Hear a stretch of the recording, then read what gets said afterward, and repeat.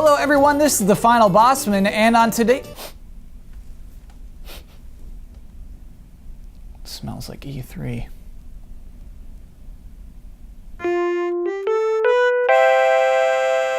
Welcome to the show. I am Kyle Bosman, and yeah, it is officially E3 season. We're in it. How many final Bosman episodes until E3? Merely 3. So, as is tradition, as was established last year, today's episode will be a breakdown of all of E3's 8 press conferences.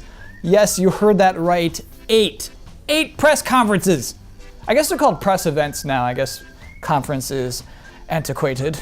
We should no longer call it a conference. It is an event. So yes, there's 8 E3 press events to watch. E3 now is practically a Netflix original series. How are you possibly going to watch all of those? Well, I'm here to help. Here's what we're doing this year for our breakdown. I'm going to break down every single event, and then we're going to rate it on the final Bosman, do I have to watch this-ometer? Basically, this will rank how much you have to watch a thing. From do not watch this to you will die if you do not watch this. Let's get started. First off, a new contender. This is Bethesda, Sunday night, 7 p.m. Pacific. This is June 14th. This is gonna be huge. I think this is gonna be all killer, no filler. I think this is going to be a huge show. Why? Because I think what E3 is a solution to a problem for a marketing team. What I imagine is Bethesda's marketing team was sitting down, looking at their list of huge games and saying, hey, I have a crazy idea. Why don't we just do our own conference? And everyone said, yes, that's a good idea. Obviously, these games are so huge, they need their own conference. Because I think, so yeah, there's gonna be a battle cry, that's gonna be a part of this, but also probably Fallout 4. Maybe Doom. Maybe some weird little tease at an Elder Scrolls game. You know, it's gonna be a whole press conference of Bethesda games. You're right, there's no Just Dance of Bethesda. It's gonna be all good, and that is very exciting. It's very exciting to see a hungry developer, hungry publisher, just kind of hit E3. I'm excited, and that's why this gets a rating of crucially imperative. The next morning, traditionally the first day of E3, not anymore, but at 9:30 a.m., Microsoft retains its own time slot and is doing its press conference.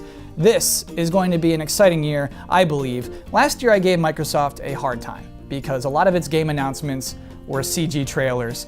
And I think we've learned throughout the course of this year that maybe those CG trailers were strictly commercial. I think they are, not even tied to the development teams behind those games. Whatever, that won't happen this year. This year we will see games. We're going to see Halo, sure, that'll be there. But we're probably also going to see Gears of War, whatever that's like.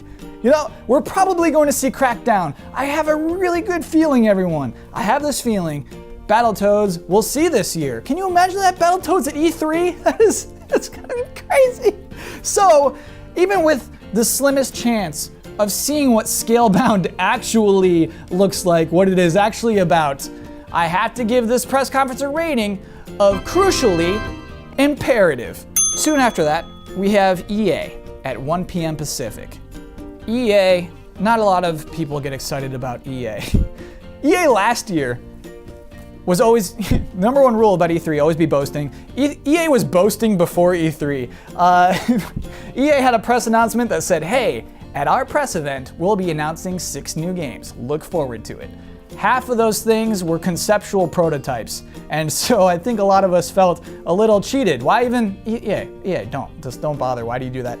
This year, again, this is probably a running theme this episode, that can't happen. This year there will be games. There's gonna be Mass Effect this year. Also, don't even worry about Mass Effect, there's gonna be Star Wars this year. Not just Battlefront, but the possibility of Amy Hennig's Star Wars game. Get out of my house! This EA press conference, sorry to say, is crucially imperative. Not a lot of Ubisoft fans out there. Not a lot of people who self-identify as just, yeah, look what Ubisoft does. Oh, they're really cool guys. However, Ubisoft has fun at E3. Ubisoft is, they traditionally get a host, a comedian capable of hosting a show for E3 instead of just shoving their CEOs up there. Just like, oh, host the show. No, they get Aisha Tyler. Hopefully she's there again. It's fun. They make it fun. Also, Ubisoft cares about its trailers. Despite what the games end up being, the trailers themselves are sometimes artful, but usually just good, just communicating messages. Ubisoft cares about its show, so it is at the very least worth watching for its entertainment value. That's why this gets a rating of, crucially, imperative. 6 p.m. LA is cooling off. The sun gets orange over Los Angeles. It's now time for the Sony press conference. It could go two ways. 2 years ago, Sony had its best press conference maybe of all time. It just felt like, wow, they get it. Jack Tretton's killing right now. Last year was just okay, at best. And I think honestly that's because the remainder of Sony's 2014 was just okay. It was a just okay year. This year, again, that can't happen. Well, maybe it can. I gotta believe. After Uncharted gets pushed out of the year, after Ratchet & Clank gets pushed out of the year, Sony Computer Entertainment will have something in this fall. Maybe it's No Man's Sky. Maybe it's The Last Guardian. Think to yourself, honestly think to yourself right now, years from now, when someone asks you, where were you when The Last Guardian was announced for the second time? How do you want to answer that question? That's right. Sony's press conference is crucially imperative. Tuesday morning. Oh, we wake up. Oh my gosh. There was so much hype yesterday. What time is it? Oh, it's time for Nintendo's digital event at 9 a.m. This digital event is easy to ignore probably. You're probably like, oh, okay, this is the one I can skip. Don't do that. Last year, I said this was the best show of E3, Nintendo's digital event. I stand by that. I think it's the best produced. I think it's the best paced. It's the best directed. It is a good show. It's not long. It was around 45 minutes last year. It'll probably be the same this year. And it's just interesting. They took Yoshi's Woolly World and sat its directors and developers in front of a bunch of yarn and then interviewed them, and it all looked good. It was just like interesting. So even if you don't like Nintendo, and based off the comments of this very show, I know that many of you do not, I still think this show is incredibly worth watching. It's worth giving Nintendo this 45-minute block for the rest of the year. And I'm afraid I gotta throw you a wild card here. This event is crucially imperative. Minutes later, minutes after Nintendo ends, who's up next? Square Enix. Who? Square Enix. That's right, you heard that. It is 10 a.m. Tuesday morning. Square Enix is having its own press event, live in front of a studio audience. Why? Square Enix has been a big publisher for a long time. Konami used to do E3 press conferences. Back then, Square Enix said, seems kind of pricey. We don't have enough megatons. We'll sit this one out. Why are they doing it this year? I mean, I blame the internet. I think the internet is to blame. I blame Twitch. I blame Twitter. The fact is, I think E3 is more useful now as an attention magnet than it's ever been, and that makes me very excited. What do you think of like Square Enix? All the games they can announce. I mean, okay, so Tomb Raider will probably be big at Microsoft's event, so maybe not that, but Deus Ex, Mankind Dividend, sure, that'll be there. Just Cause 3, count on it. Hitman, probably. They've been teasing that for a long time. But even besides those things, think of the power of Final Fantasy and Kingdom Hearts at E3. Their hype levels are different. You know, the best Hitman trailer in the world would still be beneath the worst Kingdom Hearts trailer for some reason. It's Kingdom Hearts represents hype. Square Enix, let me just tell you how to win E3. It's very simple. It's Buzz and Woody. They're rendered beautifully. Oh my gosh, what is this game? But why do they look a little concerned? Buzz turns over to Woody and says, who are these new toys? The camera slowly spins around 180 degrees. Oh, those toys? That's just some freaking sweet toy versions of Sora, Donald, and Goofy. Title, maybe like 2017.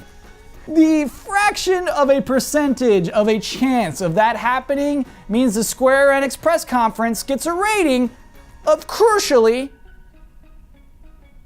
imperative. Lastly, this is a weird one.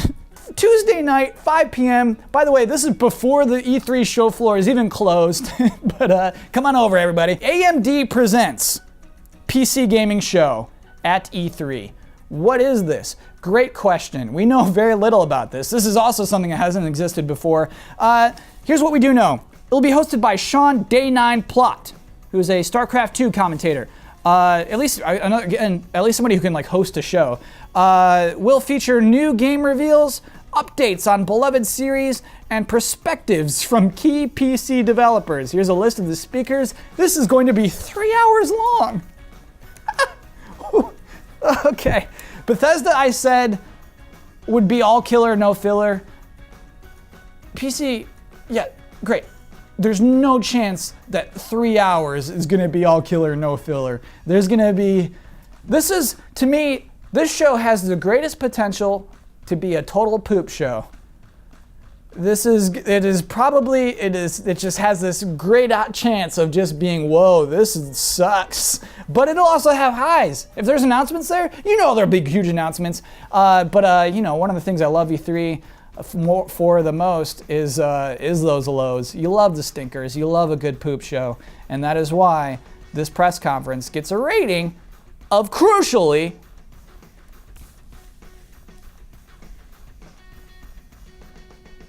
imperative. That is everything. That is all the shows this week. So I hope that this resource will help you make an educated decision on which to catch and which to ditch, which to not watch and which to watch. Obviously you should watch them all. If you're stuck at work, maybe try to listen to it, put in an earbud. I think they're worth listening to. Maybe your data plan doesn't allow it. I don't know. Work out a system of signals with another friend at work who's closer to a computer and just, gosh, I feel bad. If you can't watch all of these, I do feel bad because they're so fun. It is just such a fun time. I love E3. I can't wait for it. Before I go this week, I have a lot of corrections to make. Last week's episode, kind of a mess. For the first time in Final Bosman history, we're gonna need the corrections music. Please begin that. Okay, first of all, here's what. My computer, my trusty little writing computer, it's a small little netbook. I freaking love this thing. Crashed for the first time in 100 episodes last week. I lost the script completely. It is gone. No autosave. It is just gone. And so I went to my desk and I grabbed episode 98 and put it on this desk. So, I guess so you wouldn't think that anything was wrong. A week later, I realized that is insane. And so I feel really weird about that. That's just the tip of it. I spelled disinterest wrong. Disinterest is the word I meant to use. More importantly, I had a lot of misinformation about transferring your save files of Animal Crossing and Pokemon onto a new 3DS. Oh, this was wildly inaccurate. You absolutely can do that. You can transfer your Animal Crossing town and your Pokemon save file onto a new 3DS. You just cannot back up the save file. And so what happened was, I was getting ready to transfer. I was backing up my save files, and it said I couldn't. You can't back up your Animal Crossing save file. And so I shrugged my shoulders and said, oh, okay, I guess that must be it. Guess I shouldn't bother transferring my game data. That is wrong. You should transfer your game data. In the end, it is my fault that I destroyed those worlds, and I am the monster.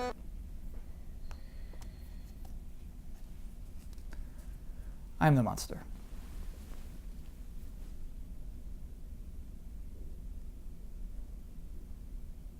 I'm the monster. Also, I got a lot of comments about nose touching. There was a lot of controversy here. A lot of people jumped on it, but then a lot of people also didn't agree with it.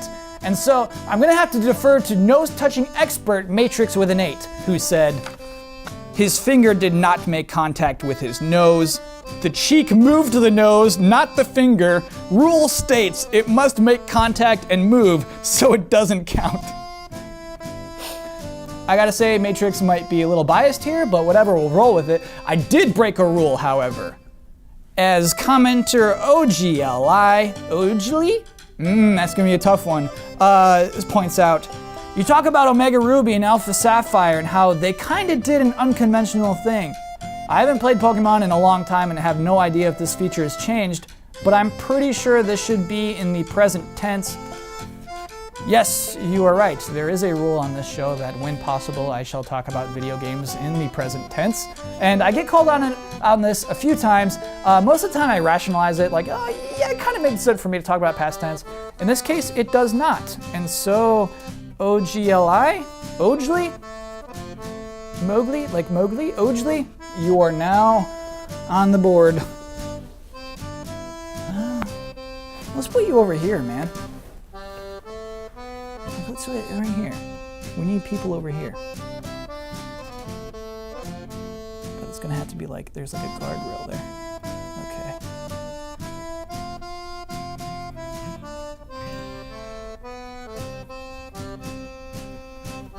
All right. So you're checking out the spaceship from here. Congratulations are in order, I suppose. Also, that thing I was... That thing that I was corrected on, also an inaccuracy. I said that you cannot transfer Pokemon back from Omega Ruby. You absolutely can. There's a mere handful of Pokemon who can't be transferred back. These are some Mega Pokemon who are new, like Mega Beedrill, and your costumes for your Pikachu, who's wearing a wrestling costume. End corrections music. That was episode 100. How did I goof it up so bad? Ah well, you know what, as long as you set things right. I like to correct my mistakes. I like to own up to it, and I like to set things straight. That's the final Bosman way. That is the episode for this week. By the way, if you're on Twitter, you can find me at Kyle Bosman. I'll be back here next Wednesday for E3 Do's and Don'ts. Hope to see you then. Thanks for watching.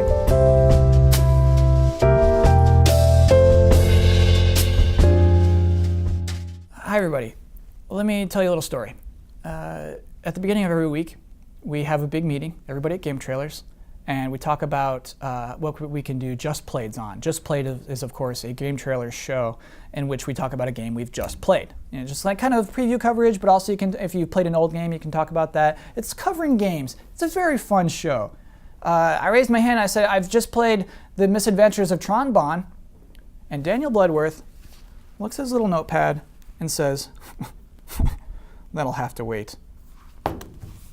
Crestfallen, I determined that I should, you know what, take this into my own hands.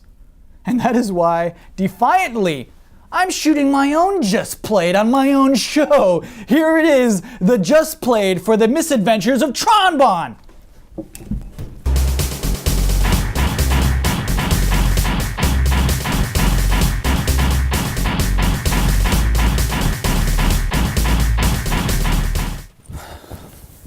So Kyle, tell me what The Misadventures of Tron Bonne is.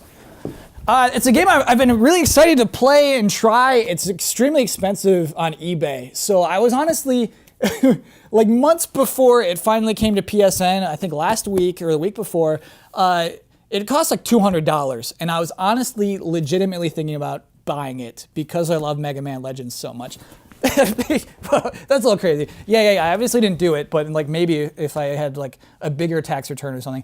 Anyway, oh my gosh, the opportunity to play this game it feels like an opportunity. Do you know what I mean? It feels like I get to play this game, and it makes it feel so special. I love the style of Mega Man Legends. It's low poly, right? But like it's like pixel art on top of polygons. It just looks gorgeous. And what this game is, it's like 4 games in one. Like 4 mini games in one? No. It's like, so I'll just explain it to you. It's like mission structure. And some of the missions are like first person exploring a cave. Some of them are they're adventures. Some of them are strictly action. And then one of them is puzzle. You're on a dock doing puzzles. Okay, so that one sucks, right? No, that one's actually very fun, and then it gets actually pretty hard. But what I freaking love about this, Kyle, is that you get to choose what you want to do. You're like leveling up your different, they're like minions. They're called serve bots. And, oh yeah, those are the things in Dead Rising, right? That's where I know serve bots from. Yeah, I get it. You didn't play Mega Man Legends, any of them. It's fine. A lot of people didn't. I swear they're all super good. Anyway, I do, and I like the characters a lot. Everything's really good in this game. But what I love is that I get to choose which missions I do, and that there's no... Here's a weird thing I love about this game, and I'll end with this. There's no reward for doing everything, so it's actually a genuine freedom of picking which missions you want to do. If you don't like the puzzles, you don't have to do them. You get to pick which aspects of this game you like the most.